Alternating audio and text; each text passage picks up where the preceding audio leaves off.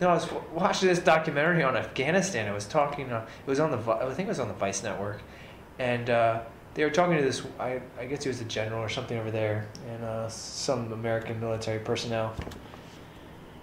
And he was talking about working with the Afghanistan forces to try to stabilize the region. And he's like, it's really difficult to work with this guy. He's like, because they pan over and look at this guy on camera. He's some creepy-looking old dude with a big beard. And he's like, this guy, he basically kidnaps and rapes little boys all the time. Good Lord. He's like, and these are the guys that we're supposed to be working with. He's like, this is the guy I have to work with. He's like, it kind of gets old. And he's like, and these are the people that we're leaving in charge, like this sick, fucked up guy. And you're like, oh, that's good. I'm glad that's happening. Yeah, and then this guy, and they asked him, well, are things going to get better? Or he's like, how are things going? He's like, no, he's like, the media's twisting everything. He's like, things aren't getting better. He's like, things are terrible. He's like, more and more people are dying every year pretty much. I think it's actually destabilizing more and more, kind of like what happened to Iraq. And the media's saying, oh, we're going to pull out, like things are better than ever, the Afghan forces. And this guy was saying that's not happening at all. He's like, the Afghan forces aren't even really, fighting too much because they know as soon as we leave, they're going to be stuck with the extremists because they're staying. They're not going anywhere. Yeah. So it's like, who are you going to play nice with? It's basically they play nice with whoever's in front of them that day, just try to survive day to day.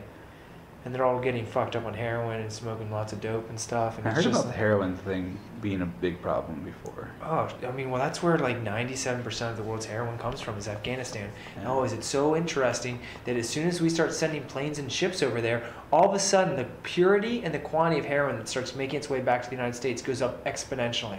You can't tell me there isn't a connection there. I'm not saying the military is complicit in it. I'm saying that there's definitely some corrupt fucks that are helping and supporting getting heroin into this country. Because where are the planes and fucking boats coming from? Yeah. Like, how is it getting here? Like, what the fuck? Heroin's really big in our area. It's so cheap, dude. People talk about... I read in the paper, I'm like, where did heroin come from? I thought this was done. No, man, it's back. It's bigger than ever. Yeah. It's easy to buy, and I think a lot of that's rooted in the pharmaceutical problem. Because a lot of people, they hurt their backs, they're prescribed some sort of opiate drug, that's right, which usually are very addictive. I mean, strong substances. A lot of the addictive problems today are, those kinds of drugs, prescribed drugs. And it's because of pain management. And I'm not saying that you shouldn't have something for your pain, but there are people getting prescribed. I work with some people that they get prescribed OxyContin, like oxys, for like back pains, and they probably have pretty severe back pains. But I mean, that's like the pill form of heroin. And if you're not getting a prescription for it, so let's say your doctor says, all right, I'm taking you off of this, not many people can afford to just somehow go out and buy. I mean, you can't even, if without a prescription, you're not even going to get it, so you have to buy it on the street, which I've had some friends, unfortunately, that have been addicted to pills. I don't have any firsthand experience with them, but I have friends that tell me they pay over $50 a pill. Holy hell. And like a pill, sometimes when people are really addicted, doesn't even last a day.